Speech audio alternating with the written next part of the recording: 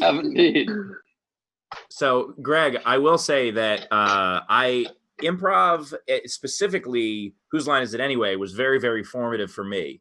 The way my career kind of all started was I was a kid in high school getting bullied a great deal, and I would watch. I know, surprise. And I would. We've all been there, watch, brother. Yeah, I would watch. Like I joined the improv group, and then I would watch Whose Line, and we basically, would steal all of your exercises to do as kids. And it's really how I got into comedy. And so I just wanted to say a big shout out and a big thank you. And or if people don't like my comedy, place the blame on you guys for really inspiring me to do this. That's beautiful, Steve. Thank you. So you were getting bullied. When I first saw it's just improv with monsters. Right. Right. It's improv with horns and antlers and weird helmets. Yes. I went to college and this is in the 30s and never seen improv. I'd done stand up, but I'd never seen improv before. And I went to see it at the cantina at the dormitory that I lived in. And I saw it and I went, I can do this. So the next week they did audience spot and they asked for a member of the audience and I sat in the front row because I was 19 and I jumped right up and gone on stage with them and we did a improv. And the next day they asked me to join and that's how I joined. So I think your story is beautiful. And I think it's whenever we used to tour and when we did, people would say this to us all over the country. I was in high school, I was in college, whatever. And they saw Whose Line and it made them feel like they could live. They didn't have to fit into a box. They could live their life. And I think that's the power of the communication that happens, I think, which is the best part of comedy, connecting. Absolutely. And, and I will say that there's nothing to me better than good improv. To me, good improv is magical. Really? And it's so rare, but there's nothing worse than bad improv. No question. Bad improv is horrific to me. Do you have? Well, also, let me just clarify. Steve has never had sex. That's actually why I got divorced. That's exactly what happened. To be fair, Ben, in his species, the female eats your head off afterward. So yeah, that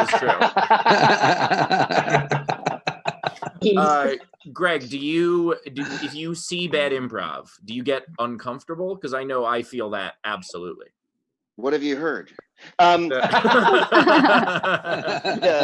I see it in the show I'm in. I don't love that improv. I haven't gone to see improv in over 100 years. I do it or have done it so many nights a year for the last million years of my career that it's not something I seek out as much as I might. I do, however, get to watch Ryan Stiles and Joel Murray and Dave Foley and Jeff Davis and Chip Eston and Drew Carey improvise, and they're all very funny except for Drew. And so that's been a mitzvah, That is so cool. And of course, Greg, you host the wildly popular podcast, The Smartest Man in the World, and you are the titular character of this podcast. So please tell us, Smartest Man in the World, how do we save the world? It's going to require patience, my Gleibling. You have to stay hunkered down. Science will out. Cooler heads are not prevailing now, and we're in a piecemeal situation that I think is alarming to a lot of people. I, for one, have wild nightmares and all sorts of anxiety. And on the other hand, I think if we all stick together and really do what's necessary, which is to quarantine ourselves, or what do they call it, self-habitat, or habitat for whatever they call it. If we carry on for humanity, habitat for humanity. If we carry on not being in public with one another and staying socially distant from one another, the curve will flatten. There is a real science involved in this and a methodology and all sorts of models and projections. Plus, we've had the prescience of being able to watch in real time Italy, Spain, and France go through this in front of us. And so we see that it's not a simple gradient, but that it's a complex series of gradients, and that requires patience.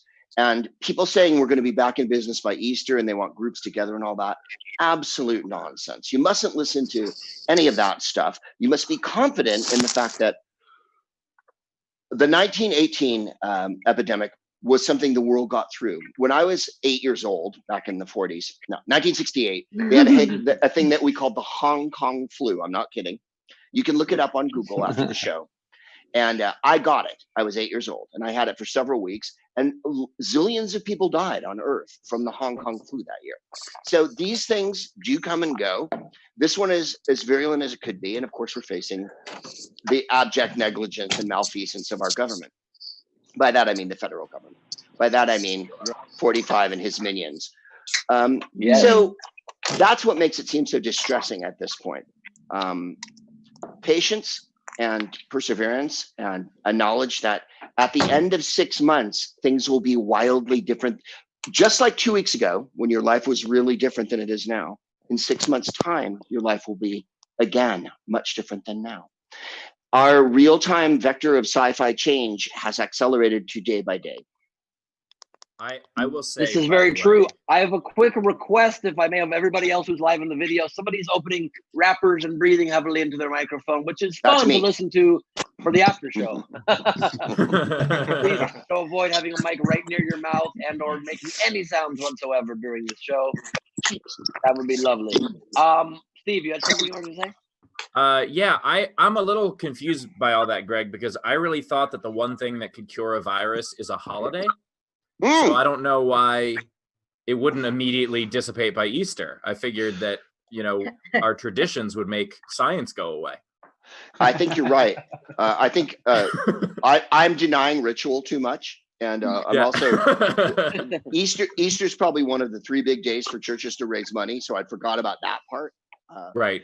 No, I would be a Christian if I could. I really would. If they would dress better. Yeah. Always look like they're going to a barn dance.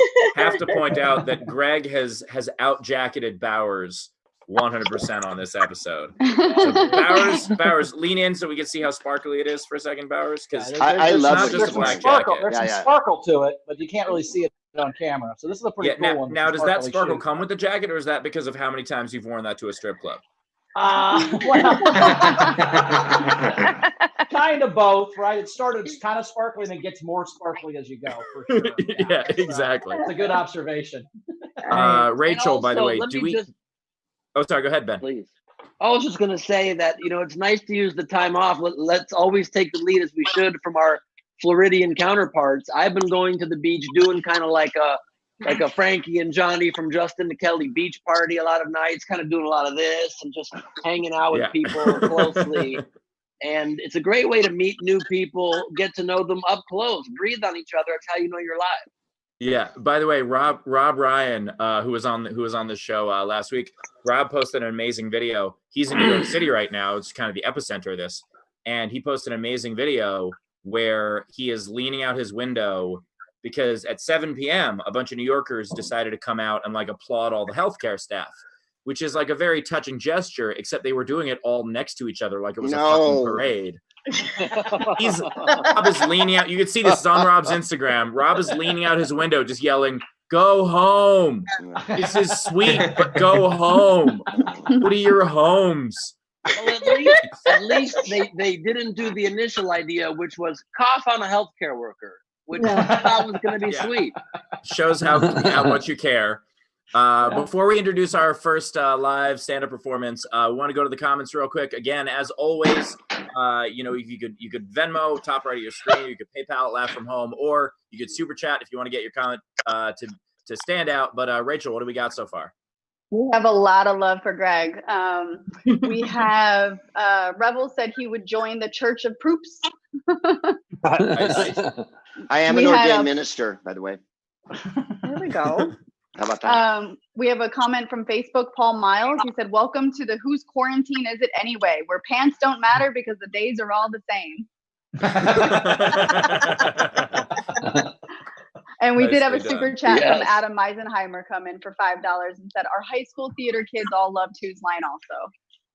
Excellent. Well, We appreciate you guys, by the way, and we should just in case I don't know, did we introduce the game yet, Bowers? Not yet. We have not. We've not. So before our first live performance, as always, we have our $5 game. So Bowers, take it away. All right. So what is something that your parents told you when you were a kid that you believed that you now know is bullshit? That's today's game. So $5 gets you in the contest. You win all of the host's albums. That's 12 albums if you are the one we pick. So thing that you believed as a child, we know Santa Claus, Easter Bunny, all that. What's the thing that was the dumbest one they convinced you of? That's the question. Mine, by the way, was that they loved each other. And also anyone can play. You just can't get the prize unless you throw in the $5, but anyone can play. Put your best answers in the comments, and we will be reading some of those off at the end of the episode, so we can play throughout the episode. And I want to throw something else into the prize. In addition to all the albums, we'll also throw an on-screen ticket for you to join us as part of our on-screen audience in the future. So the winner gets both of those things. That said, Bowers, are you introducing the first comic? I am. So this next comic, she's amazing. She's the co-host on the Alan Cox Show if you're in Cleveland, and she was also voted the funniest comic in Cleveland. My good friend, give her Mary Santora, everybody. Give Mary a... All right, Mary. Hi. Hey, guys. First of all, I just want to give 1,000 points to Greg for his Elton John outfit. He absolutely nailed it. So I actually have had a pretty good quarantine. I just celebrated 1 year of sobriety, which is pretty exciting for me. So I'm very excited. Thank you. Thank you. Yes. I am so bored. It is unbelievable. I had to Google sober activities. That's a thing that I had. Yeah, the internet had nothing for me. That was the worst part. One of the things that popped up on Google was paddle boarding, which means that even Google was like, oh, wait, you don't drink, I don't know, go stand on the river alone. We don't know. I've been trying to expand my horizons and do more things. I went to the art museum, was one of the things I did, freshly sober. And here's the thing. It took me 30 years to go because I thought that it cost money. I didn't know. I'm too much of a hillbilly for that. I'm so white trash. I'm basically if a Code Red Mountain Dew was a person. Okay. Art museum's not exactly my thing, but I found out it was free and I was just like, oh my God, where's my scarf? Thank you. Thank you. No, I'm so cultured. Thank you. I went and actually found out that Pablo Picasso is one of the most influential painters of all time, right? He invented a few styles of painting, and every time he invented a style of painting, it lined up perfectly on the timeline of him going through a divorce, which that's amazing to me because the next time you're staring at a cubism piece, just remember that was Picasso giving himself bangs. I wish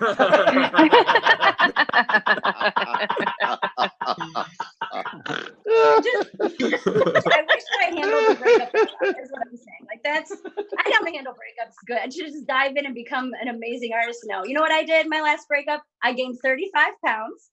And then I dyed my hair late for court red. You know the color. It's the same color if a girl in front of you in line at the BMV who has literally none of the right papers. Same girl.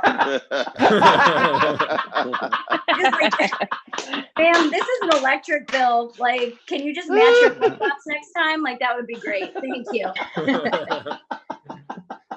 I did that, and I saw a picture of myself from that point in my life pop up on Facebook memories, which fuck Facebook memories. Those should not be a thing. It comes up and it's like, hey, remember this time in your life 3 years ago when you were in the deepest, darkest depression? You guys might want to see a picture of that. Yeah, that was 4 likes. Yeah. Your aunt commented, "Be blessed, sweet niece." So it's a really good thing. I took a screenshot of the picture and I sent it to my sisters and I was like, hey guys, nobody wanted to say one goddamn word to me. Nobody thought that maybe this was a giant cry for help. And my sisters, I swear to God, they told me, they were like, well, you told us you were living your best life. So we thought you were living my best. You know what that was? That was Wendy's 4 for 4s and White Claw. That's all that was. If you're not familiar with White Claw, basically it's alcoholic soda water. So basically the food and beverage industry found out that women were chasing their Xanax with LaCroix, and they were like, we can do that. We can do that for sure.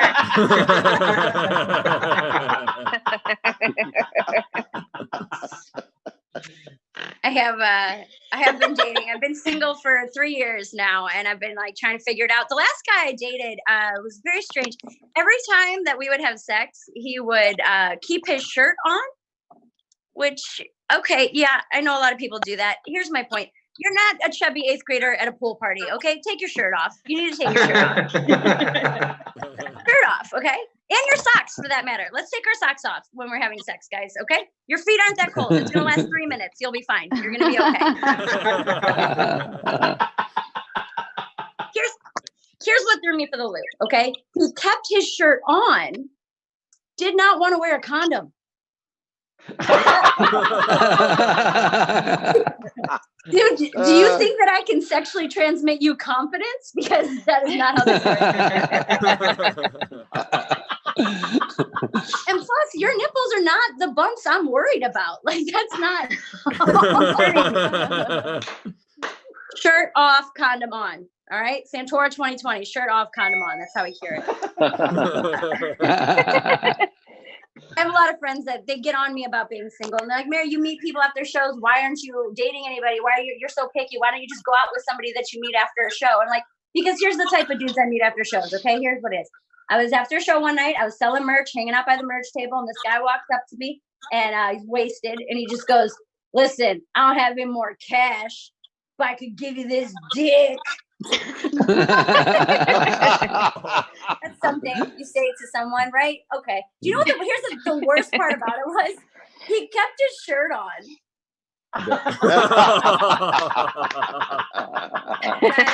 Mary Santora. Mary Santora. By the way, yes. Mary Santora putting the sober in soboard. We appreciate you. That was an awesome set. The tip jar is open for the audience watching at home. The Picasso. Hopefully you're at home. Oh, go ahead, Greg. Picasso cut his bangs. Unbelievable. Oh yeah. Thank you.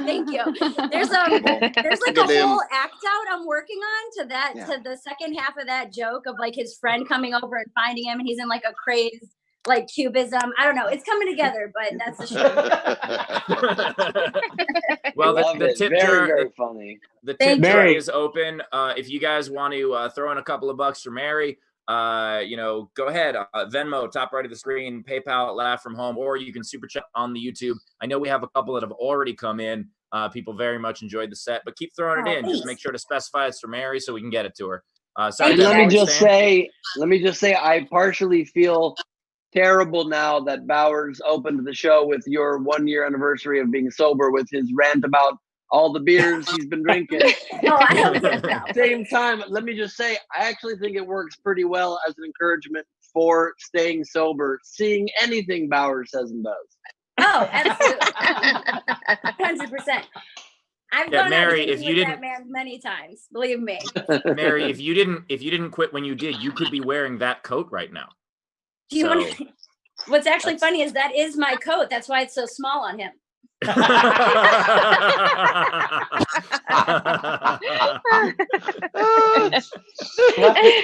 left it at my house after I fucked her with my shirt on.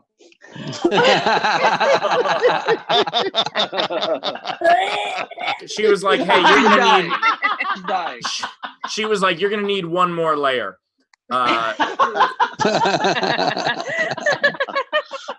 Rachel. Listen, I was a blackout drunk, but I was never that bad. All right, what? That's true. That's true. Queen Rachel, what do we got coming in on the comments? We have a lot of comments and super chats coming in. So Laura Sparks gave $2 and said, "Congratulations on your sobriety, Mary." Thank you. We had Razor give $5 and has an idea for sober activity number 1.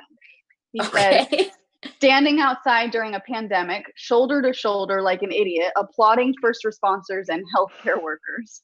Okay. that is one for sure. I got sober to save my life, so I probably avoid other people. We had a Revel. Sorry, go ahead, Rachel. Okay, yeah, we've got Revel giving $5, said good stuff.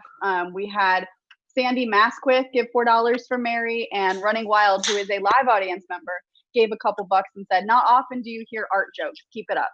Oh, cool. Thanks. So you should take special pride, Mary, that Greg Proops, improv genius, stand-up genius, saw your set and said brilliant. And when he saw Chris Bowers perform his stand-up, he said to him, maybe try improv. It did feel great. Absolutely. Yes. Also have William Ray threw in $5 and said, awesome job, Mary. Let's see, I got a couple of other Venmos. Erica Sisson threw in $10 and said for Mary. Ellen Shaw threw in $5 and says chipping in for Mary's next breakup/haircut. Nicely done. Getting good. We're getting good here. Awesome. All right. Rachel, do we have anything else? Yeah, so Jason Clean just gave Mary $15 and said, Mary's awesome. Congrats on 1 year sober. Shout out from Cleveland. Oh, thank you. They love you, Mary. I'm curious. Mary, how do we find you, Mary? We're not done yet, but I want to get your plugs in before we forget. Where can we find you at more? So I'm on Instagram at Mary Santora Comedy. I'm on Twitter at Mary_Santora. Those are the two that I use the most. I just posted a video yesterday to Instagram that is opening day festivities, baseball opening day festivities from quarantine. Jesus Christ. That one took me like 4.5 hours to do. So if you guys want to check that video out on Instagram, I'd really appreciate that. That was a lot of fun. But yeah. Awesome. 4.5 hours. That's about how much time Greg's been working out. So. I was going to say, I didn't watch all of it yet, Mary, but I quite enjoyed it. When does the team change its name? Is it when the world starts again, or? Yeah. Yeah, no, that'll be never. That'll be never. Okay. For sure. Dying with that, absolutely. They're dying with that. I actually still have a block C up on my wall from that video. Yes. I never took out. That's just weird now. I think the thing that's saving the Indians the most is the fact that there's still a team called the Redskins. Like that's as long as like the Indians can just be like, hey, look, we're not them. Like this is awful, but we're not them. Right. I have an old bit in my act where I say Native American groups are always protesting sports teams that have offensive names like the Indians, the Redskins, the Braves, all these different names, yet they don't seem to have any issue with the people who sell you tickets outside the stadium being called scalpers. That is. So, by the way, they don't have an issue with the Fighting Irish. Like, why the fuck? Like, all these people are just like, hey, we need to be a lot more sensitive. We can't call a team the Seminoles. You know, we have to be more careful with this. They're like, what about Notre Dame Fighting Irish? They're like, oh, yeah, a bunch of drunks. They get in brawls. Don't worry about that. They're too drunk to notice. Yeah. Because it's true. Right. We're proud of it. Have you met me? I mean, that's what it's all about. Irish people hear that name and they're like, what's the problem? You have a problem with that name? By the way, we got more coming in for Mary. Kelly O'Donnell threw in $10, says for Mary Santora, crushing it. Shout out from the CLE. And Maria Zarolis puts in $2, says because Mary's purdy. JT Durbin threw in $20, said congrats on the sobriety. Mary Finnerty, god damn it, Mary Finnerty threw in $5 and says killing it, Mar. And by the way, for all the people that are congratulating Mary on her year sobriety and throwing in money, I just want to point out that I have 16 years. So if you want to multiply what you're paying her 16 times, I really think that I've earned that. Nobody cares. Mary earned her sobriety. You drank 3 extra beers in college and quit 16 years ago. It's not the same thing. Mary woke up in some ditches. Mary did some shit where she fucking earned it. All right. Like, oh yeah. No, Bowers. All that happened was drunk you came to me in a vision, and I was like, I got to stop this immediately. Well, I mean, if we're supporting people who are coming over the hump from difficult times, I'd like to reiterate that I have no sense of smell. and I have having to hire homeless people to smell things for me. Do you know what that's like? Creating jobs. That's good for you, man. That's right. Yeah. Thank you. I have a question. Yeah. Yes. Am I allowed to play the game? Can I throw in an answer for the game? Oh, yes, Absolutely. for I sure. don't know if you're eligible for the prize, but go for it. I don't need the prize. Yeah. You don't want the prize. I don't want the prize, but What No, I prize? don't need your guys' downloads. I'm good. Thank you, though. This is very, very true and very real. Something that my parents convinced me of when I was young. We went on vacation, and I was afraid to go in the ocean because I was afraid of sharks. And my dad told me not to worry about it because they put up shark nets that went around the entire ocean to keep the sharks at a distance so that I wouldn't be safe, which is fine. And that's cool to tell kids, but they never told me it wasn't real until I was like on vacation 3 years ago with a bunch of my friends. And I was like, oh, I hope they have the shark nets out. And they're like, what the fuck are you talking about? Absolutely 100% true. Brett Wow. Druck has a phenomenal bit about how when he was young, someone told him the clap was called the clap because it was back in the olden times, people would clap to cover up the screaming. And that's why it was called that. Until he was at a party and he said that to someone, and someone's like, clapping doesn't cover up screaming.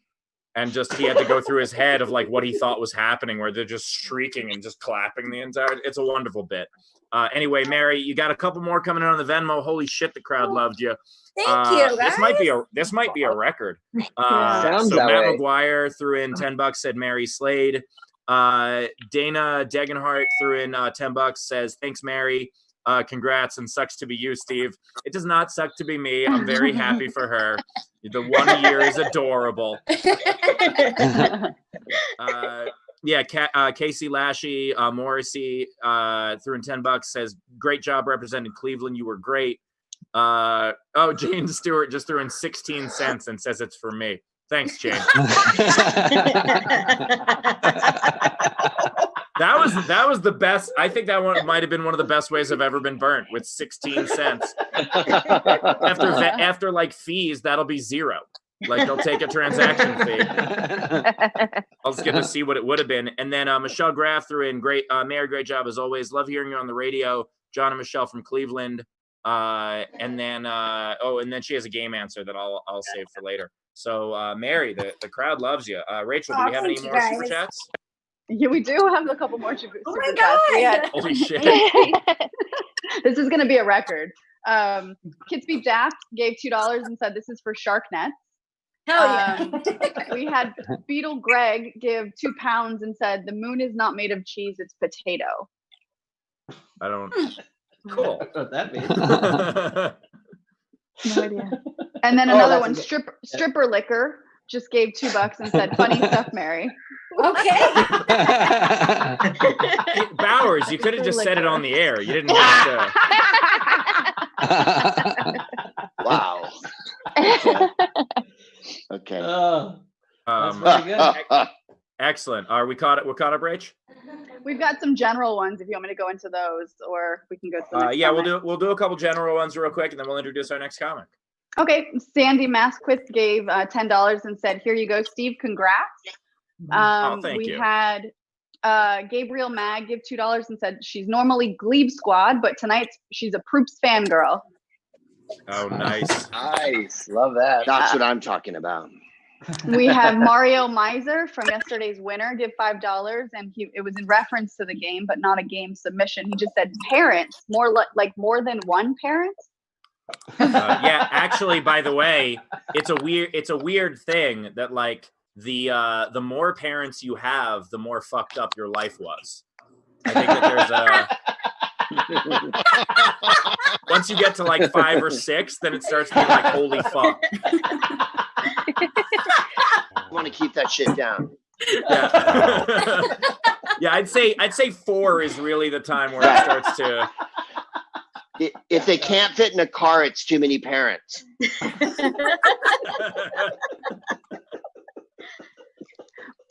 We have more for Mary coming in. People really want to set this record. Oh man. This is We amazing. had Thank Brian you guys. Campos give $2 and said, "Great, Mary." Ron Gold, $5. "This is tire money for Mary. Great set as usual." Jason Clean gave another $10 and said, "Let's set the record." Nice. And Ihor Balaban gave $5 and says, "For Mary, but also to hear someone try to pronounce my name." We live in California. We've heard non-English names before. Also, Ashley Allen just threw in $20 and said part of the Gleib squad. And I do want to just say for those of you who are donating money toward my sobriety, it was a joke. I don't keep any of the money. Don't worry about it. I appreciate the support, but I'm okay. I actually have even more avocado pits than Greg. I've been hoarding them. So, and then Jennifer Kofed, after this 16 cents, gave me another $2 and said, "For burn cream." So much appreciated. Jeff Wells with another $2 for Mary. This is insanity. By the way, Mary, I don't know if you've been counting all this, but total is about $15 now. Feels like a slot machine paying off. It's like a slot machine going ding, ding, ding, ding. It's pretty awesome. This is nuts. Excellent. All right, with that, let's go to our next comedian. Our next comedian, another great friend of mine. You've seen him on Comedy Central. He has a master's in psychology. He's from Chicago. Yeah, for Leo Flowers, everybody. Give Leo a hand. Yeah, Leo. What's going on, everybody? Leo.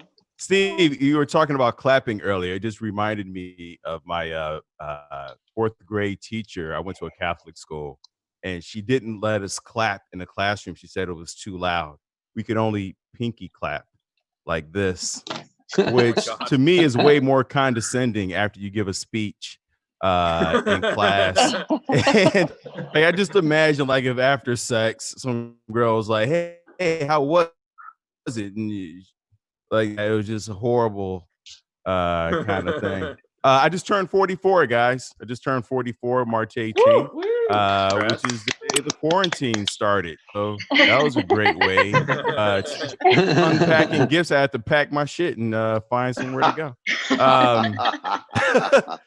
I turning 44. My goal actually is I want to live to be 100. That's my goal right there. Because I want to see how many more seasons of Law and Order SVU. How long can he keep this going, guys? Like, they're so old. Like, every time I watch Ice-T chase somebody, I'm like, that's not good for your knees. Your knees, you need the foam roll first. Because this is at like 44. I understand, like, it's like 44 is not old. I get that. But like, I have to take care of my body differently. Like, when I was a kid, I could just play. I played, did get a little old about hitting the gym, about working out.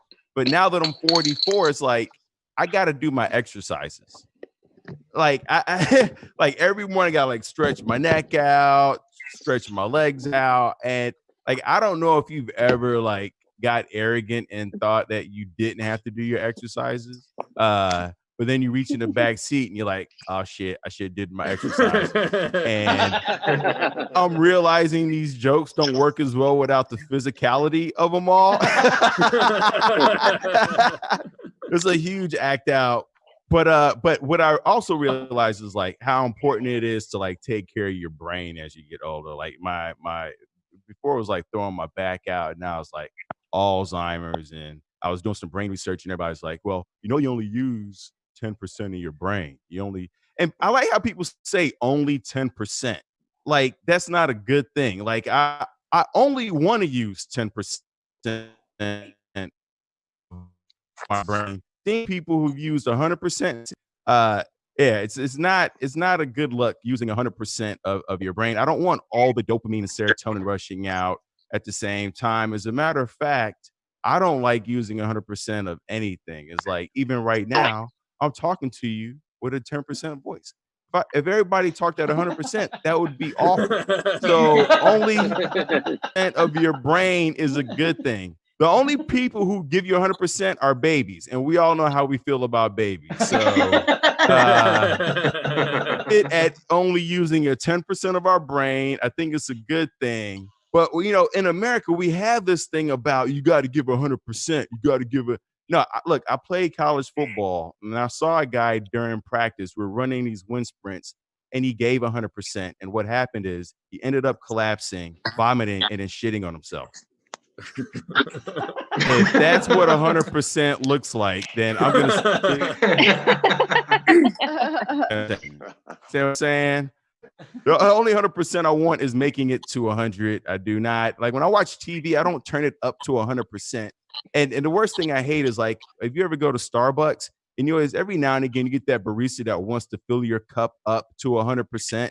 And I'm like, you're an asshole. Like you trying to burn my fingers. Let's keep it at 10%, people. I think that's good. People are real ridiculous. Want to live to be 100. That wasn't always my goal in life. When I was 9, I remember telling my mom when I turned 40 that I wanted to end my life. Looking back, I realized like how optimistic I must have been to think that I was going to live to see 40 growing up in Chicago. It's a very dangerous city. People get tense when I talk about that because they're like, is this guy talking about suicide? Listen, if you think that was the crazy part was when I turned 40, my mom actually called me like, hey, remember you said you're going to kill yourself? I was like, is this a reminder? Like, but so now like I meditate, I walk, I work out, like I do things to keep my brain healthy. And I had a neck injury actually from playing football. I woke up paralyzed twice, and there was a moment where I thought about taking my life, and then they mentioned that they were making Bad Boys 3. So I was like, I can't kill myself now. I have to. Will Smith reunion. Are you kidding me? And it's a dark subject that, to talk about. But I feel like, so many people have gone through it. I've talked about this at shows and people have come up to me crying and weeping. And I feel like, a lot of people struggle with being lonely. And I realize like we think we're the only ones going through what we're going through and we feel disconnected. And any time I just remember that everybody poops. Everybody poops. like the Queen of England poops, Jennifer Aniston poops. Everybody, like if you ever need to feel connected to humanity, just remember everybody poops. And then they have to wipe. They poop and they wipe, and then sometimes a finger pokes through. So when you think somebody is better than you or you're the only one going through what you are, everybody poops. This is not a big deal. The other part of like struggling with mental illness is like sometimes you feel like you're a burden to other people, and you think the world would be better without you. But if people didn't like burdens, then people wouldn't get married. They wouldn't have kids. They wouldn't have a mortgage. I think people love burdens. So stay around another 1,000 years because burdens are a thing and they've been a thing. They're not going anywhere soon. So let's people. It's a healthy thing. Thank you. That's my time. Leo Flowers. Leo Flowers, everybody. Leo Flowers. By the way, Leo Flowers with the best microphone of any of our guests so far and the worst internet. Internet possible. Oh, was it cutting in and out? Your internet was like, hey, I like that 10% suggestion. I'm going to work on that. We heard all the jokes, just a little bit of a Max Headroom here. It was fine. We did, by the way, already get a bunch of tips. But for those of you who have not yet, if you want to throw in, the tip jar is open for Leo Flowers. At the very least, we need to upgrade his internet. So whatever that costs, if you want to throw that in there. Top right of the screen is our Venmo, and you could also PayPal at Laughs From Home, or you could just throw it in the super chat. I'm going to read out a couple real quick here.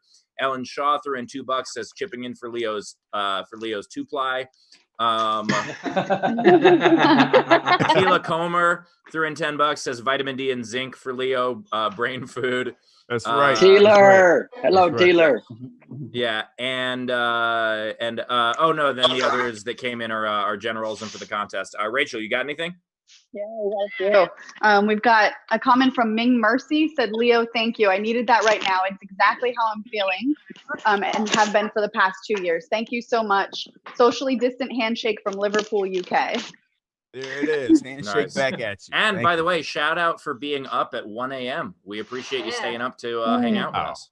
Shout out to you for Also, knowing it was 1 a.m. Right. That's Exactly. I tore way too much. I used to anyway. Also, shout out to Leo Flowers for being one of the first guys that was giving me stage time here in LA when I was starting out. Leo believed in me early and was giving me spots at this awesome hookah bar in the Valley. This cool room he used to run. I really appreciate that, man. I'll never forget it. Absolutely, brother. Absolutely, man. Excellent. So we've got Sandy Masquith giving $5. She said, I'm 60 and I live on a farm. Come split some wood, youngin'. Oh, yeah. Absolutely. Absolutely. Wow. I like that. We had Kitsby Dath give $2 and said, here's the Bad Boys 4. Oh, yeah. I can't wait. Are you kidding me? That's going to be amazing. It probably won't be released until like 2050 now because of this whole thing. But, you know. At what point do they become bad men? Like,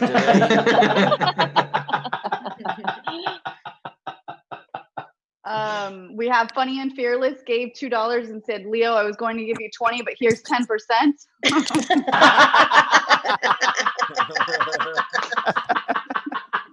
Also, it's really nice, I think, of a Will Smith every 5-10 years to unfreeze Martin Lawrence and give him a job. That's cool of him.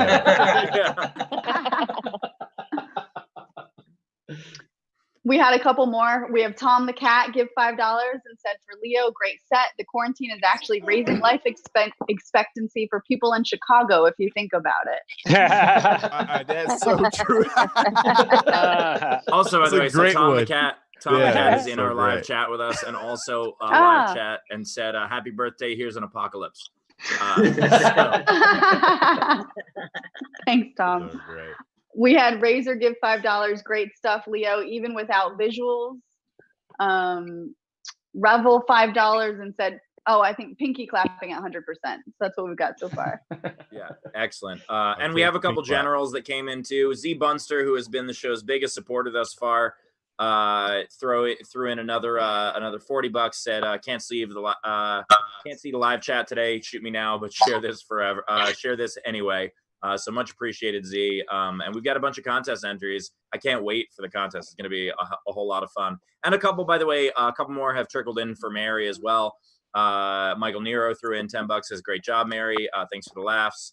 Beckon Azazel threw in $2. Says, Mary, got some great stuff. Keep it up. And then also commented, shout out to my 2 dads and 2 moms, and the same for my 6 foster moms and dads. Okay, you know what? I've been proved wrong on that joke. Exceptions to every rule.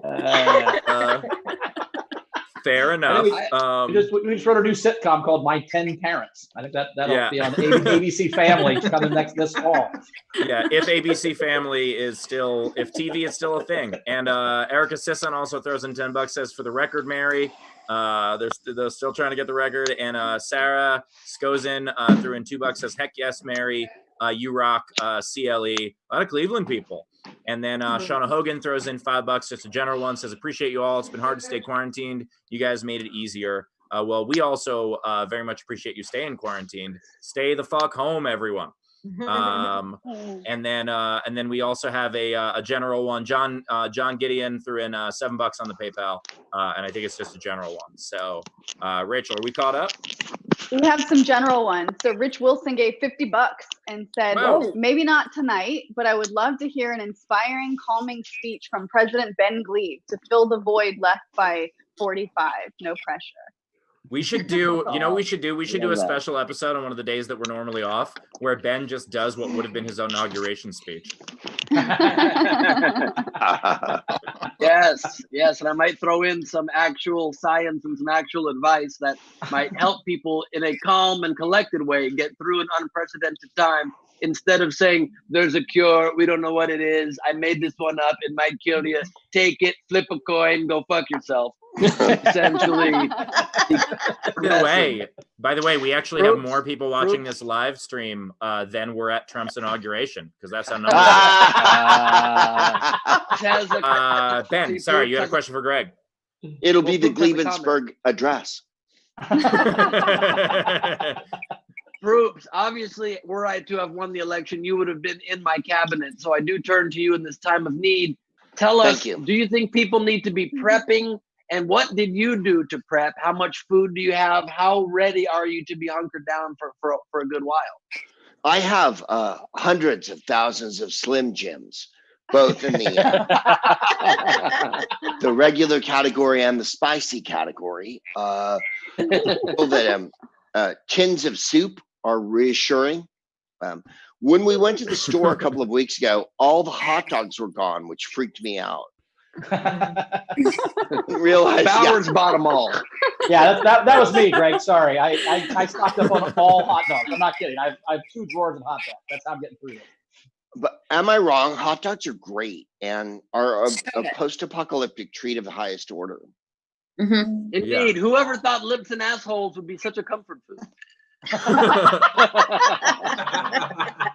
Greg, I don't know how Greg is going to survive the apocalypse with beef jerky and no teriyaki flavor. I just think that's dangerous. I love the teriyaki flavored beef jerky. I mean, we have to stockpile, but rationally. There's no.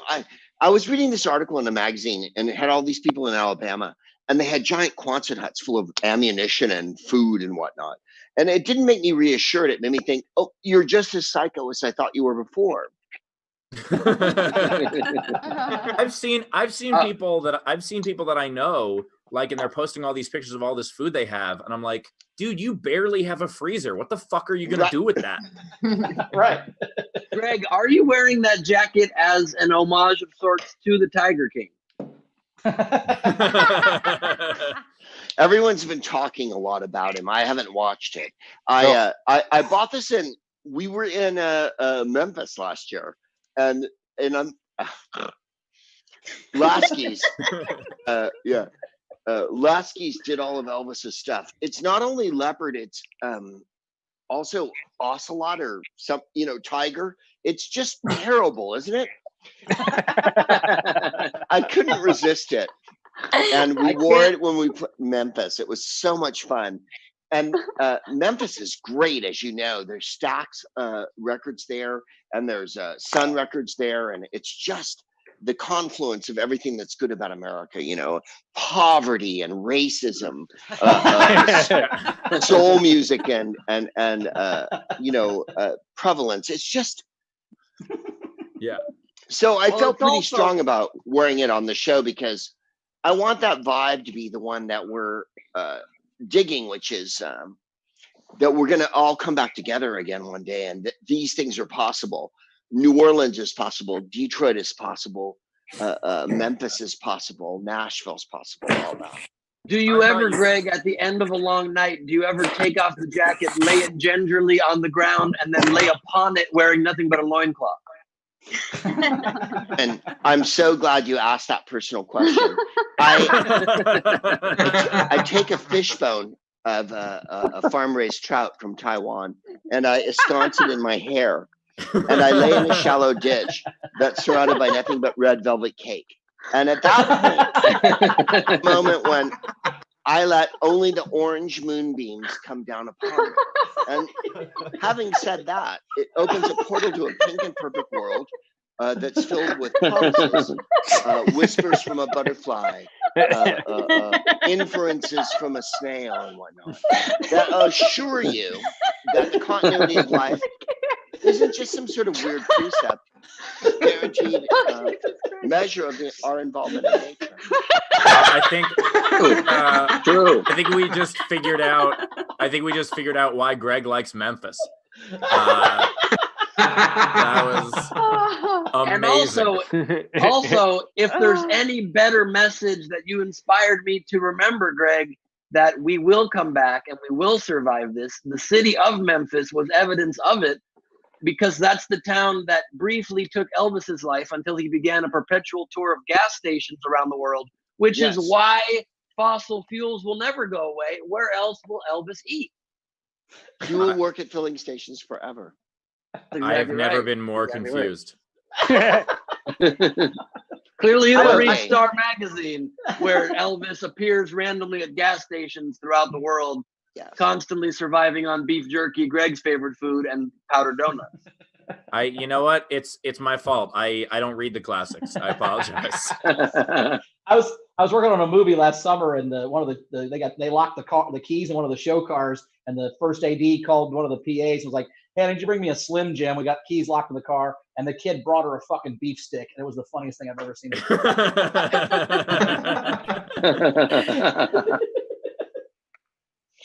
I also ready for love another- that Bowers has worked on one film set in his life, and all of a sudden he's like throwing every acronym in there possible to be as unrelatable to the American people as humanly possible. The DP said to the PA, "Can you please bring me a couple cans of 2 WD-40s?" Well, and also, by the way, Ben, I mean, that's unfair. He did park cars on that movie set. So it is. And I was hungry, and they brought me a Slim Jim. Listen, it was all scam. I've never even been to a movie set. I just wanted to make a pun, Ben. Come on. One time I asked for a Slim Jim, and somebody snapped into a skinny guy named James. Am I wrong? Yes. Rachel, do we have any questions from the live viewers? I've seen some stuff coming up on the chat. No, let's see. Well, we'll get to them if you don't have something right now. We Yeah, I can don't get to have them it in a handy. second. We've got like 10 super chats come in. God damn, everybody loves Greg. So we had Sandy Masquith gave $2 and said, "For meds, I need some of his meds." Yeah. By the way, his meds are just crushed up beef jerky, so really anyone can. Well, then we had Nixon added give $5 and said, "Just putting something in the hat, but yes, teriyaki is the best flavor of jerky." Yeah. Yes. I win. Rhonda Vanlington gave $20 and just said, "Thanks for being you." We had Flight of Two has a question for everybody. Has any comedian ever gone out with someone who bought merch after a show and it was a good date? Nope. Define date. One time. Wait. Did they buy a shirt from you and then refuse to take it off? No. I feel like anybody who buys your merch, that's like thank you to everybody who's ever bought merch before. But if that's how you're like trying to ask somebody out, that's about where the conversation usually stops, you know? Am I wrong? Well, if you're an attractive woman, sure, of course. But if you're a fucking fat guy in a tuxedo and anybody shows any interest, you're probably in. Bowers actually sells rhinestone tuxedos after the show.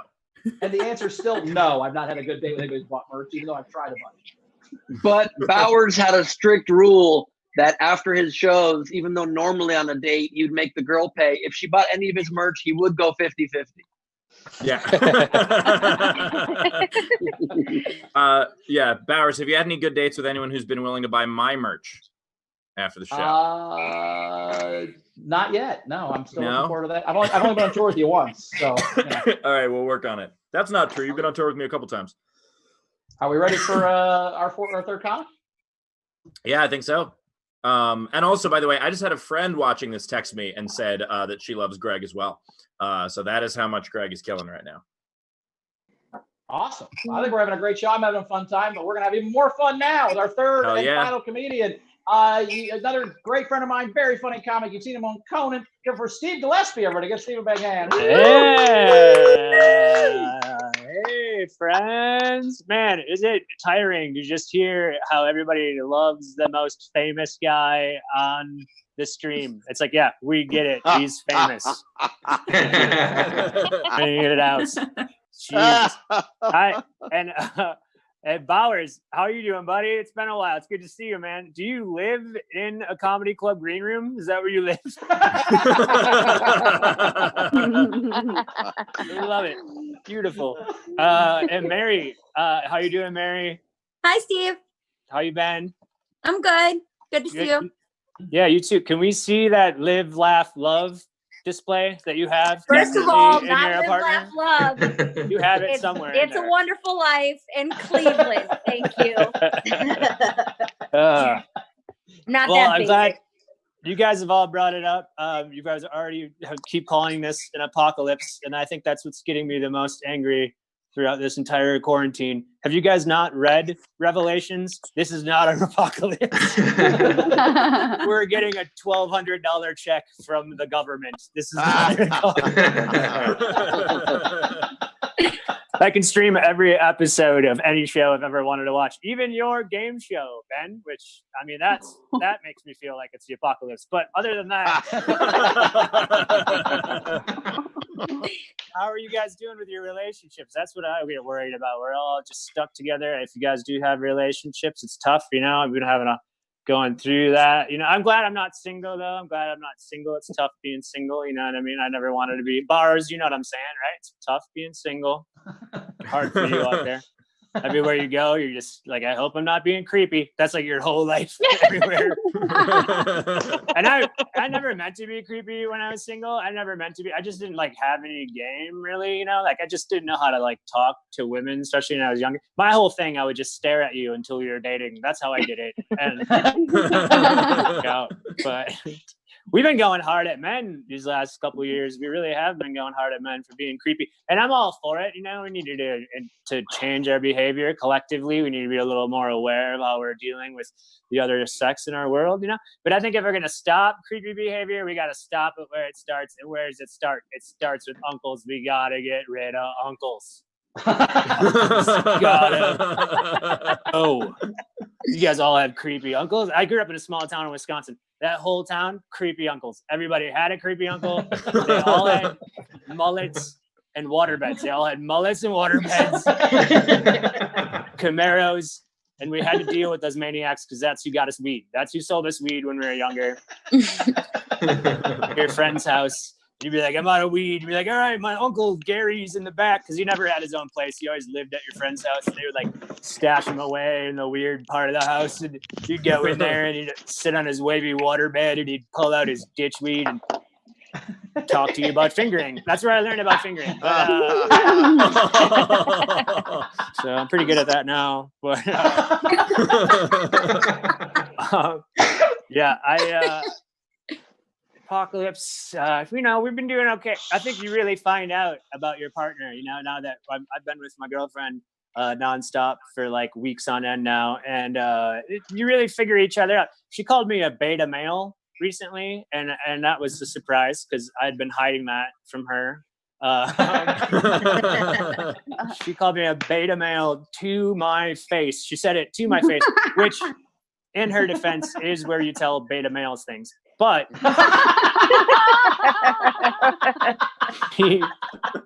this is it.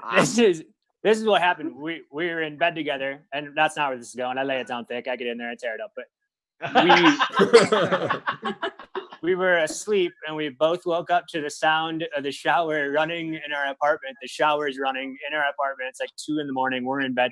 We're looking at each other. I don't say anything, but I'm looking at her like, you know, like, what are you going to do about this? You know what I mean? Like, what is your plan? And, she's like, you're not going to go in there? And I'm like, no, I'm on the outside part of the bed by the wall. I went over there. You're by the door. Remember when we first moved in? You're like, I got to be by the side by the door. I get up in the middle of the night. I'm like, all right, here you go. This is your job. Get in there. She's like, what if there's a guy in there? I'm like, well, that's the other reason I'm not going to go in there. Me to get him a fresh towel? What do you want me to do? And so she's like, you're such a beta male. And I'm like, oh, fine. Let's both go in there. We both go in there. She goes first, you know. I'm like, I got your back. And we get in there. No one's in there, thank God. It's not even our shower. It's the people above us. They're showering. It's going right through our ceiling into our shower. So it was just poverty. Turns out it's just poverty. That's really all it was. Which is way worse, really, than having a crazy maniac in your house. You know what I mean? Like, Greg, you get it. You have a huge house. Like, if you have a maniac in your house, you can just shut off the West Wing. You know what I mean? You can just be like, yeah, you can. Your bathrooms that I have. I released the Watt-Rollers. Yeah, we have to shit outside. I am poor. I'm okay with it because I get to nap. You know what I mean? I think that there's a lot of poor people in this feed. We get to nap. Poor people be napping, you know? And I like looking successful people right in their tired faces and just telling them I'm taking 4, 5 naps a day. Doesn't matter how big your house is when you're asleep.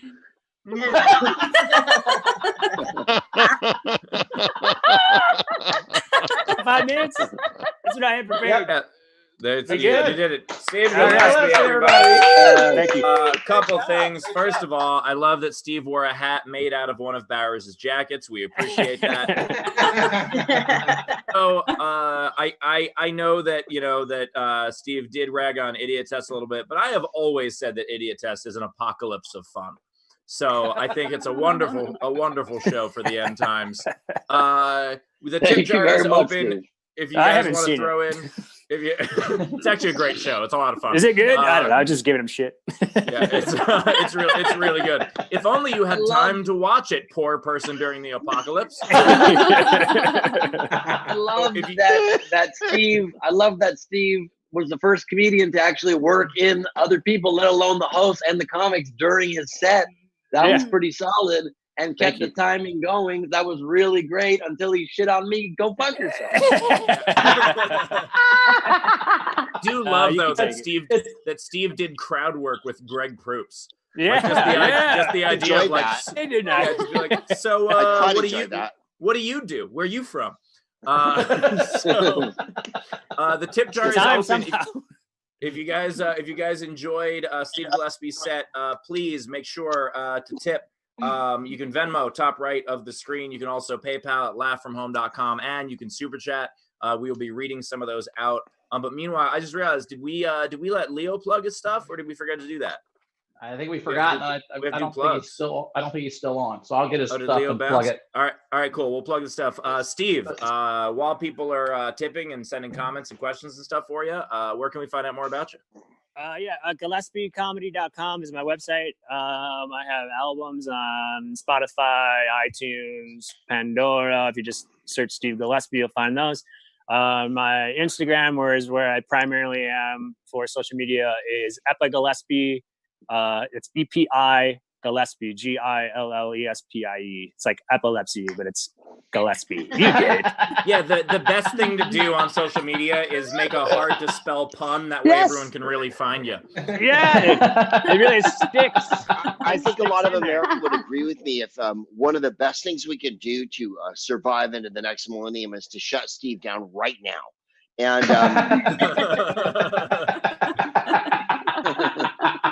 not let this go any further. Too clever by half. Also, by the way, I do want to point out to the people watching on my channels, Steve Gillespie's birth control joke on Laughs was one of my favorite jokes the entire season.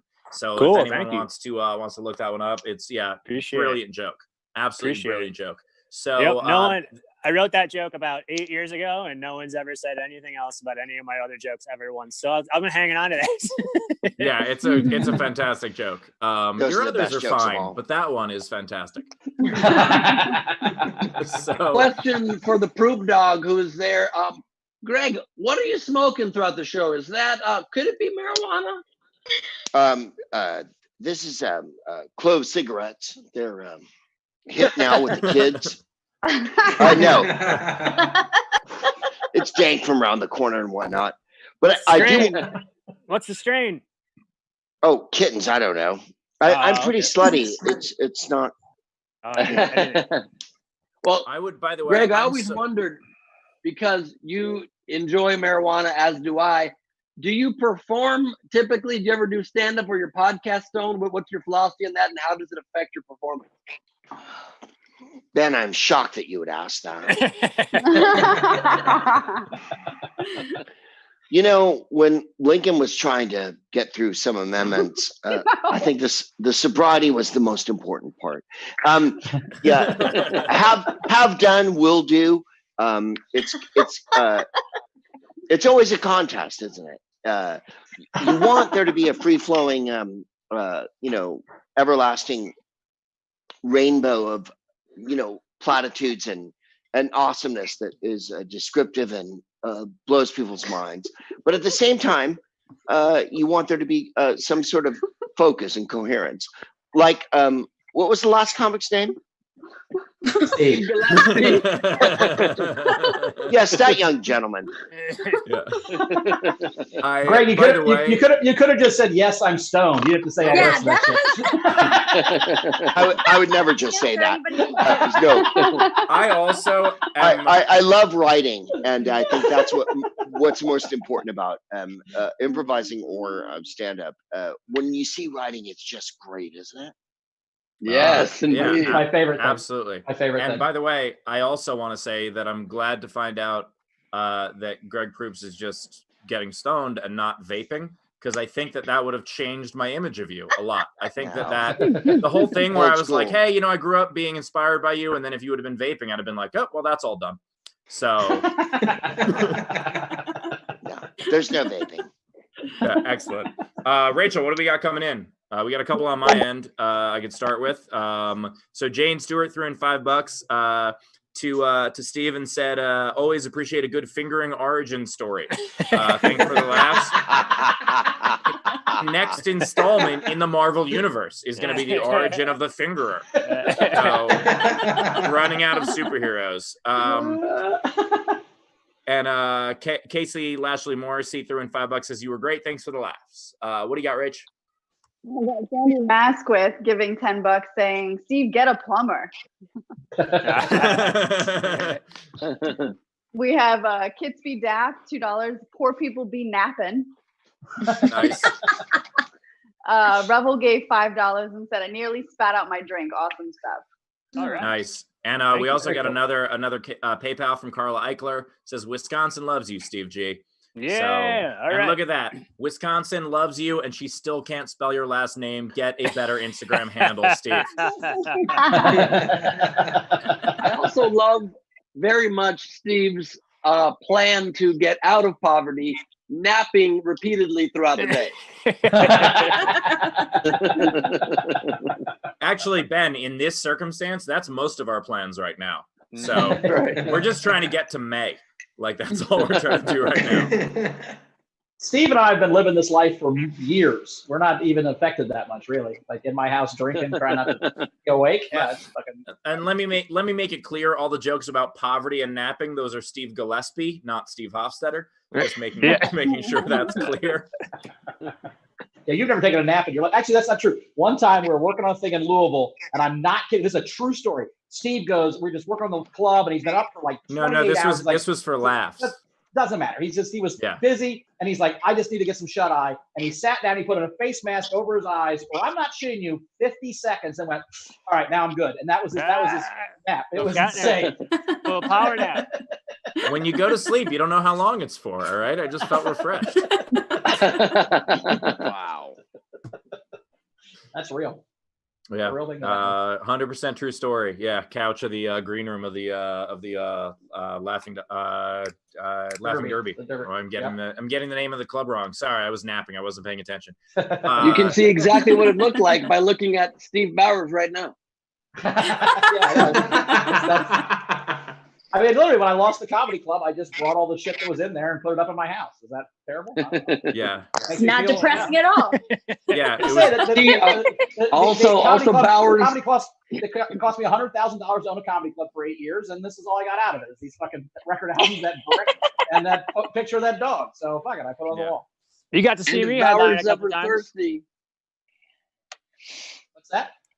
If Bowers ever thirsty, oh, sorry, go ahead. No, you got. I was just saying, if Bowers ever thirsty, he only drinks from a miniature see-through refrigerator, a Red Bull or a very small Fiji water. And it's next to my bed. For sure, that's next to my bed. Bowers, is that a fake Emmy? What is that? No, that's our Telly Award for Trial by Laughter. It's like the. Oh, that's the real award that we got. Oh, holy shit! It's the real award for the show we did. The Telly Award. Yeah, it's an actual award. It's a real thing. It's like the YouTube Emmys or whatever. Fuck, I don't know. But yeah, glad it kinda- I knew that, considering I was the EP of the show. But yeah, enjoy the. we didn't award. we didn't win it for your season. We won it for season 6. But whatever. Ah, fuck. All right, fair enough. Then I don't deserve that. Are we ready for the contest? We're ready to do some contest stuff. Well, let's catch up on some super chats. We've got some last minute contest entries if you want to. Again, the contest that's been running the whole episode is, what did one or both or all 7 of your parents tell you when you were growing up that turned out to be bullshit later on in life? You can enter. We'll read off some non-contest entries, but you can also, if you throw in $5, you can win all of our host albums, as well as getting a ticket to join us on screen. And Rachel, let's not forget about our on-screen folks if they have some questions as well. Yeah, they do. So first we've got 2 more for Steve. We've got Tom from our live audience gave $2 and said, "Forget honesty. Nice. Naps are the best policy." And then Razor gave $5 and said, "Great set, Steve. I'm sure. Actually, I got distracted by the Carol Burnett infomercial. So Yeah. but he still tipped." And we do have a couple questions. So I think we had Carrie and there was somebody else. I think Bill has one. Bill I see. R. Yeah, Bill has one too. So if they want to chime in with their questions.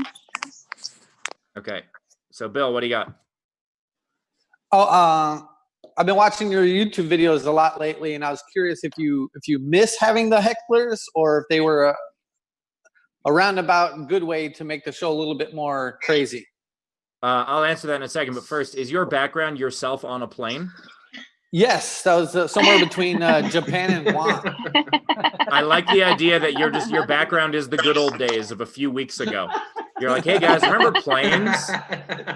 You look like a Russian nesting doll. Yeah. My background is going to be Bill in front of his background of Bill. So if the question is, do I miss hecklers? Absolutely not. First of all, if I ever want to feel like someone is a drunken asshole, I can just look in my Facebook comments. There's plenty there. But also, I think my philosophy on hecklers, and I've talked about this before, is that, while the heckler videos have certainly gained me, notoriety, and it's part of why, we have an audience for these streams. It's also, just because I'm good at handling it doesn't mean I like to. I liken it to a sniper. Like, a sniper can shoot someone, but he'd rather just sit on a roof and eat a sandwich. Like, that's a better fucking day. So I'd rather just have a sandwich. Oh God, remember sandwiches, guys? Those are great. And then Carrie, what else? What do you got? Would you be willing to do an ad-lib version of the Social Distancing Club with fellow comics? I think that's what we do. Is that not? Yeah, wouldn't it be amazing? I love how you think this is fully scripted. We sit down in a writer's room for a week in advance.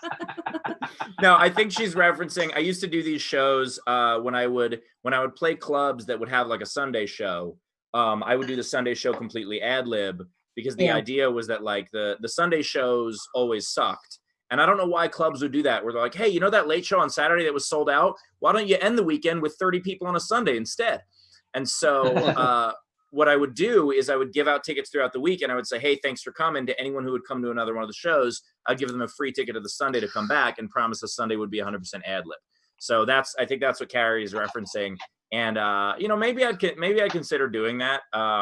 Just having a bunch of people on Zoom. The problem is with crowd work, you have to have enough people. I mean, we can't all just ask Greg Proops for crowd work.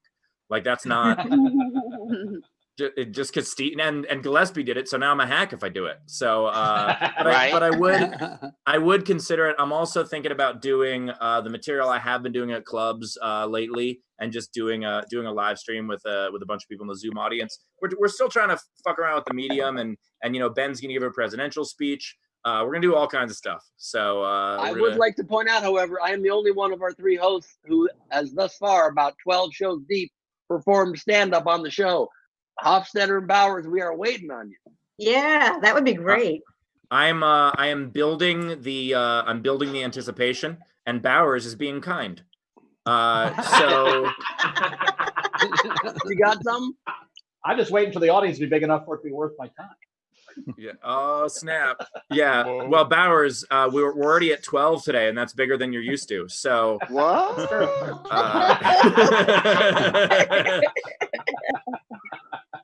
All right. With that, Rachel, do we need any more to catch up with, or should we do the game? We do. We've got like 12. All right. Cool. We'll catch them up quickly. Okay, so Elijah Wheeler, $10. Steve, I love what you do. Thanks for all the hard work you do to produce your material. I assume that's for Gillespie. No, that was for you. It was a generic I'm one. kidding. I'm being self-deprecating. Richard Earl Deary gave $20 and said, Steve, when you come to San Antonio, Texas, I hope to see your show in November. I want to donate $100 to your favorite charity. Oh, holy shit, that's awesome. My favorite charity, by the way, for anyone watching, is the Martin Grant, which is a grant that funds comedians. Right now, we are giving $1,000 away to at least 12 comedians. I think we're almost at the point where we can fund a 13th or a 14th grant. So if you want to fund that, it's comedygrant.com. Yes. Quite right. We had Brian Campos give $5 with a mic drop emoji. Nice. We had Tubbs the Zombie $5 and talking to Greg. People killed one whole tiger for that coat to prep for the end of times. We had Revel $2 and said lips and assholes. Nice. Jerry Heichel $5 and said Ben Gleib on the Jesse Lee Patterson show was amazing. Everyone should watch. And holy crap, Greg Proops, you are the man. Awesome. Nice. If you want to see somebody called a beta by thousands of people in the comment section, read me being called exactly that on the Jesse Lee Peterson show. I turned this guy up on his own talk show. He's a real weirdo, and his fans definitely came at me. We had Jeremy Day $2, props for Proops. That was hilarious. We had Dun Talk give $20 and said, hey guys, great show tonight. Question, who is the Houston Astros of comedy? Mencia. Ouch.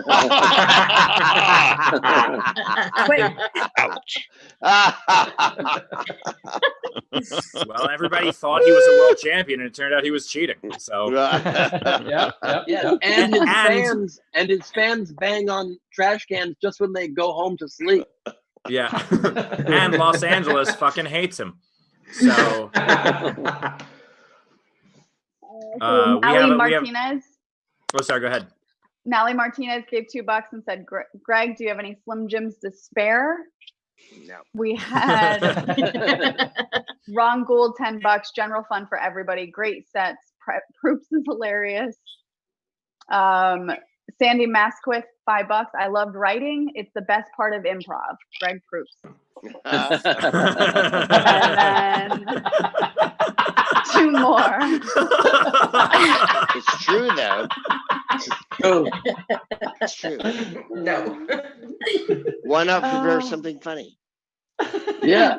If you write on the stage, you save a lot of time. You get that free nap time afterwards. Well,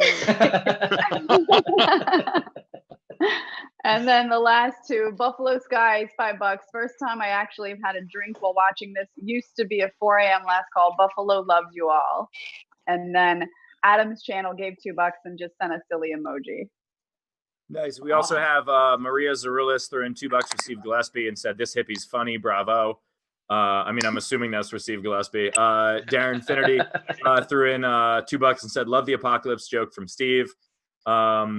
Oh wait, that's a contest entry. And then another $20 came in for Mary. I think if we haven't set the record, we're damn close. That's pretty impressive. We definitely set the record. I'm Thanks, trying guys. to build anticipation, Ben, and get them. We to don't play know for if her. we set the record, definitely. This could go anywhere. We have no idea. We set the record like 40 minutes ago, but I'm not sure we don't even even know know- what the record is. we have no idea what the fucking record is. I'll have to look in the records to find the damn record. But the point is, trying to make it, end the show with it. But thanks for that. So yeah. By the way, this is all scripted. This whole thing. So that said, do we want to do some contest entries here? And by the way, if any of our comedians or guests who have not participated in the contest yet want to throw in what they heard from their parents that was total bullshit? I've got two real quick. One is, and this wasn't my parents, it was my uncle told his kids that the ice cream truck was the music truck and didn't tell them there was ice cream in it. So when the music truck, they would all sit on the curb and sing the songs to the music truck. And they turned like 15. I was like, there's ice cream in there, right? They're like, what? So that was so fun. But my favorite one is that if you run over sticks with a lawnmower, it will dull the blade of the lawnmower, because it won't. I took my parents' lawnmower and ran over every stick I could for 15 years, and it never broke. So that's all bullshit. Yeah. By the way, I like that your uncle's kids were dumb enough to not notice the pictures of ice cream on the side of the music truck, and all the kids getting served ice cream out of the music truck. They would just drive by. They would never wave at it, so it would just drive by and they would sing. It was great. Okay, I have fair one enough. also. I have one. My father, when he came to tell my brother and I the birds and the bees talk, I think he just got nervous during it and didn't want to tell us the real story. So he literally told us that the way babies are made are when a man and a woman love each other, they kiss, and a seed passes through their mouths into the other the woman's mouth. And so all that did was make me afraid to kiss anybody for a very long time. It did not work great. Well, because and my I'm parents, reading all, yeah. I was just saying, because my parents are extremely divorced. So I learned that a baby happens when a man and a woman don't love each other, but are still together for some reason. So. I'm reading the script here of the show, and it says after Steve chimes in with that, Greg Proops leans towards camera, lowers his glasses, and does double take.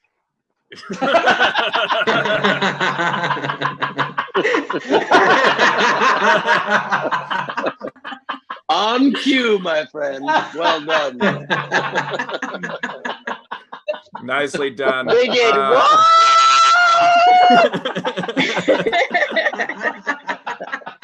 Does anyone else on our panel have any that they want to throw in there before we go to the contest? All right, cool. We're going to the contest. I just want to make sure, Steve, we also include the video audience in that, because they bought a ticket, so they should count. Yes, absolutely. Let's do. I know we've got Emily has one. There's a couple other that might have them if we want to go to them. Yes, Emily, I saw yours through a Venmo, but you can do it. You can do it straight on the camera if you want. Sure. Okay. So when I was a little kid, there was a quarry by our house. We would drive over it. It's like a big bridge, whatever, huge. And my dad told me that Fred Flintstone, the dinosaurs, lived in this quarry, and I believed him until I was tall enough to see over the window and into the quarry. And there was nothing there. They could have still been there. It just might have been nap time, Right. They lived in a quarry. They were poor as well. That's right. Dinosaurs notorious for poverty. Yeah. I mean, that's actually why they went extinct. So. That's why I'm still Yang Gang, everybody. Yeah. Dude. Does anyone? And I think we had else? Running Wild in the live audience with the majestic beard. If he wants to give his, because he did his on YouTube. What do you got? When I was a kid, my parents played a horrible joke on me, and they convinced me that God was real. Believed it until I was 23. I mean, in fairness, you have his beard, so off Amazon. By the way, this also reminded me of my favorite one of these that I've heard was Camilla Cleese, who's a comedian, very funny comedian, John Cleese's daughter. That when she was raised, they told her that they bought her from Harrods, the department store in London, and they kept a giant Harrods bag in the hall closet so that whenever she was bad, they would chase her with it and tell her that they were going to return her. To the bit is what that is. Maybe you only need two parents to screw you up. Yeah, yeah, absolutely. Right. Well, in fairness, Camilla's got 7. So, okay. Do we have anyone else in the live audience that wants to participate before we go to the chats? Yeah, I had one. Who is that? What do you got? When I was a child, my father had told me, because my last name starts with an M, that when I was born, the nurses took a hot iron in the shape of an M and they burned it into the palm of my hand. So when you cup your hands and you look at it, it mimics the crease lines in it. So I grew up thinking that the M of my last name initial was burnt into my hands when I was an infant. Holy shit! Wow. I would go to grade school, and like at recess and everything, I would play with the kids and I would try to like figure out what the last name is by drawing it on their hand. I think what we're learning from this is that a lot of our parents are assholes. I think that's the. Also, I had no reason to think that he would lie to me like that. Yeah. Oh, sure. Also, Camilla Cleese's father, John Cleese, kept the Harrods bag next to the dead parrot he also planned on returning. Yeah. I truly think the reason kids are such dicks when they're teenagers is because you're about 12 when you realize your parents have lied to you about almost fucking everything. Like, the most, they're like Santa, the Tooth Bunny. I mean, I learned the same day of my childhood in 4th grade that Santa wasn't real, and that Darth Vader was Luke's dad. It fucking crushed my soul. Wait, Darth Vader was what? Exactly. By the way, did you just say the Tooth Bunny? I said Tooth Fairy, Easter Bunny. Correctly? I think you were just speaking quickly and you accidentally said the Tooth Bunny, but it's like the Tooth Bunny's not real. Be like, the Tooth Bunny, that's actually a Monty Python thing. So, all right. With that, we've got so many contest entries, so we're going to try to get to these as quickly as possible. So William Ray threw in $5 and said the thing that his parents told him that it wasn't true was, Bill, you'll make a great husband to someone someday. Oh, fuck. Also, quick Our reminder opening to our entry. comedians, we are voting on the favorite one that wins the prize. So try to pay attention to these. Yeah. Okay, and then let's see. I've got some others here. Dave Adler said. So Dave Adler to the rescue said, my parents' lie was that they would never lie to me. So many lies, but I hear they were for my own good. That is definitely a thing that we hear from our parents a great deal. We also have Plaminoff said, I started getting chubby when I was young. When I asked my parents about it, they told me I was probably pregnant. Spent the next 4 years waiting for the baby. And by the way, I'm a man.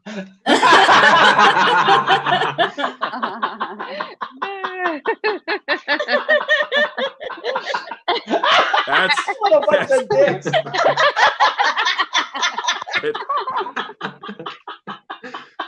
Wow. That is pretty solid. Wait, real quick. Then, okay, was he what? totally blown away when he found out about seahorses? He's like, oh my, I'm a seahorse now.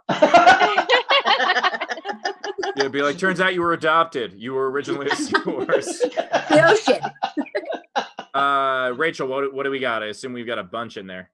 We do. So we've got Jeremy Day. My mom told me that when we lied, a big L would appear on your forehead. Picture a 2-year-old clapping his hand over his forehead as he said, "No, mama, I didn't break it." Just try to like prevent it from happening. Or hide it. Oh my God. This, by the way, this might be my favorite contest so far. This one's great. Definitely. What else do we have?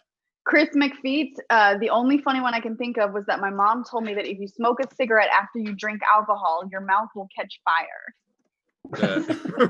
Well, that actually could have happened to her. That's if she still had alcohol in.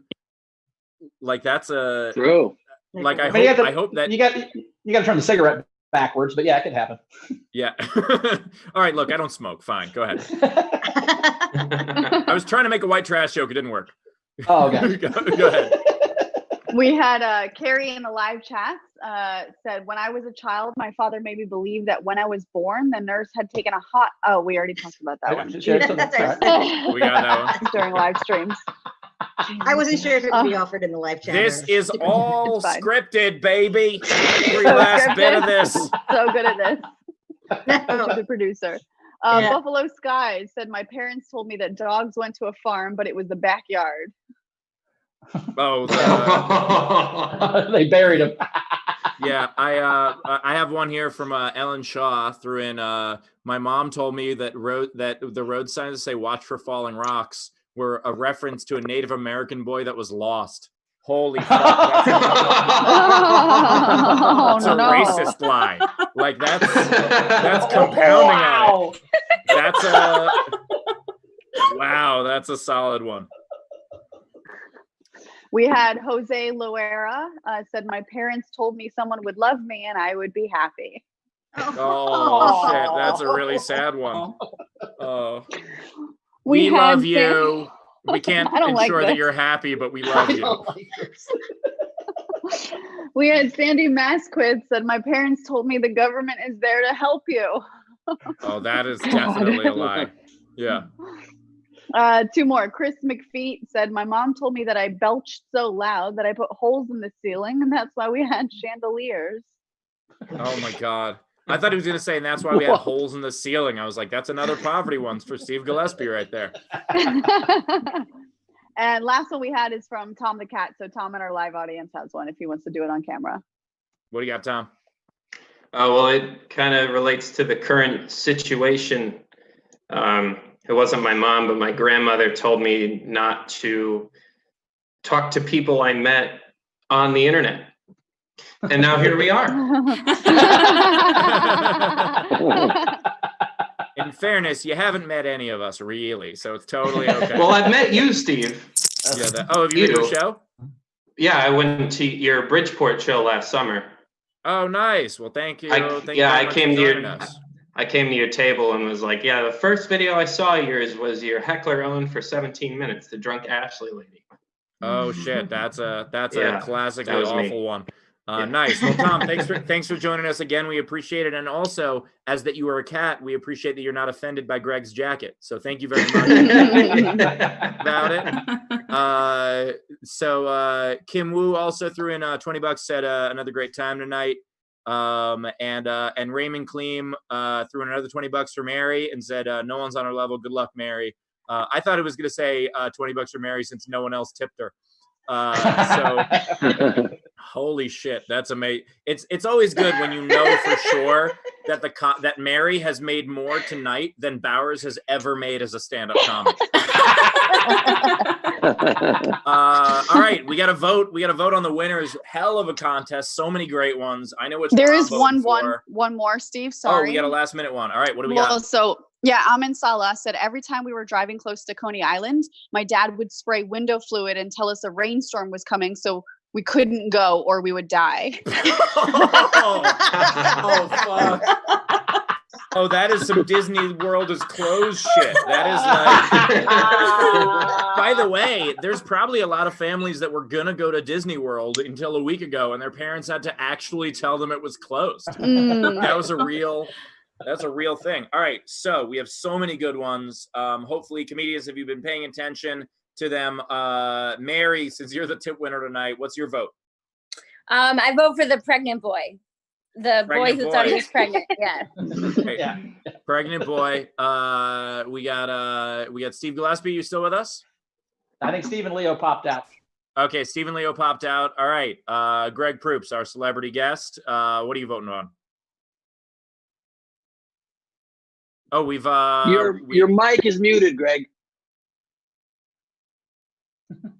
No, you're unmuted. You're good. You're good. It's funny that nobody can hear him because his jacket Wait, now is so you're loud. muted again. Muted again, Greg. You're muted. You gotta hit it again. There you go. Is this no, a bit? you did it again. Sure now you're good. we are. Now you're good. There we go. There you go. Pregnant boy. Yes. Pregnant boy. All Worth right. the wait. Yes. Worth the wait. Yes, please. Chris Bowers, what's your vote? I'm also going pregnant boy. For 4 years, it's hilarious. He thought he was pregnant for 4 years. The length of that was a pretty solid one. Ben, what's your vote? My vote is absolutely in the camp of pregnant boy. And my vote does not matter because pregnant boy already has 4 votes. But my vote is pregnant boy, and I do have a question that I'm going to have to wonder about for quite some time. When Rachel contacts you about the prize, I would like you to reply and tell us, did you do anything in your life differently because you thought you were pregnant? So, as like a 5-year-old boy, were you just like, oh man, I'm gonna have to take off work for a couple of weeks, I'm going to the bathroom all the time? He didn't drink at all through the whole time. Stop smoking cigarettes. Yeah, exactly. Yeah, stop drinking, stop taking heroin. It's really important this For boy 3 comes out months. all right. Yeah. Prenatal. Well, thank you everyone who participated in that game. That was a ton of fun. I think my favorite game of these live streams so far. The live streams, our viewership goes up every time. The super chats and the Venmos go up every time. People are really getting into this, and we really appreciate it. So with that, we've already done plugs for our comedians. Greg Proops, if the folks want to listen to your podcast, they want to follow your stuff, where do they go? GregProops.com and GProopDog on Instagram. Excellent. Chris Bowers. First of all, real quick, Leo Flowers' Instagram is Leo Flowers 2000. And then mine's at Bowers Comedy on all your social media stuff. Chris Bowers on Facebook. And my album, Unpopular Opinions, was up for pre-sale last Friday on Amazon and iTunes. Please buy that pre-sale. Thank you. Excellent. Ben Gleib. I would like to quickly correct me if I'm wrong correcting you, Greg, but I actually just checked and your Instagram is just Proop Dog, not G Proop Dog. Oh.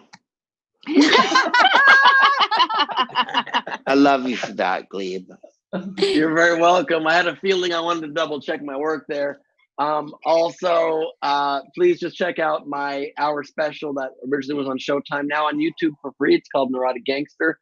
Please follow me on YouTube as well at YouTube/BGleib. My followers on there have raised a solid, I think, 18 followers since we've been doing this show. So I'm really getting a good chunk of Steve's fan base converted, and I'm very excited about it. And subscribe to my podcast, Last Week on Earth. My guest this week is Ida Rodriguez. Other than that, I want to let you guys know, even though I don't know what platform you're watching this show on, but we have thousands and thousands of people tuning into every episode across all the different platforms, popping in and out. So thank you for the outpouring of support. And I have a guest announcement that even my co-hosts don't know. I wanted to surprise you guys with it on air. Not only do we have Ida Rodriguez tomorrow from Netflix's They Ready, but we're off Monday, and Tuesday our celebrity guest will be Nikki Glazer, everybody. Holy shit, Nice. awesome. Nice work, Ben. Mr. Gleib. Yes. Love it. Very excited. Excellent. And I will say before we wrap this up, first of all, obviously, if you enjoyed us on whatever platform, whether it's Twitch or Facebook or YouTube, we appreciate you tuning in. And I said it before, I will say it again. My inspirations when it came to doing improv, Whose Line, it was Colin, it was Ryan, and it was Greg. And so the three of them, I thank you, Greg. I appreciate it. You have unleashed this curse upon the world. So it's all your fault that I'm doing comedy. No, but I love your stuff, and not just the improv stuff, but for anyone who hasn't heard Greg's stand-up, it's hilarious. And also please check out his podcast. We love that not only did you come on the show, but you hung with us for the entire time. We thank you very much. You were only you only had enough weed to get you through an hour, and by a miracle it lasted an hour and a half. So that's kind of a my people thing. But anyway, we very much appreciate everyone tuning in, whether you are able to support the show financially or otherwise. We love you anyway. I know a lot of people are going through a hard time right now, and just clicking like, whether it is smashing, as the influencers say, that like button, or I can't do that. I'm fucking 40. I can't say smash the like. It's so stupid. But seriously, hit the thumbs up, or the star, or whatever the fuck, depending on the platform you're on. Share these with your friends. Get more people to watch. That way it keeps growing, and we keep live stand-up alive. I know a lot of stand-up comedy comedians right now are doing live streams. We are doing our best to create the actual vibe of a comedy club, and I think we've done a damn good job, and it's because of people like you that have been tuning in and joining us in the front row, which a lot of people did today, and we hope you keep doing that. So go to laughfromhome.com if you want to find out about future episodes and joining us. Thank you for all the support. You are absolutely wonderful. Taylor, please take us home.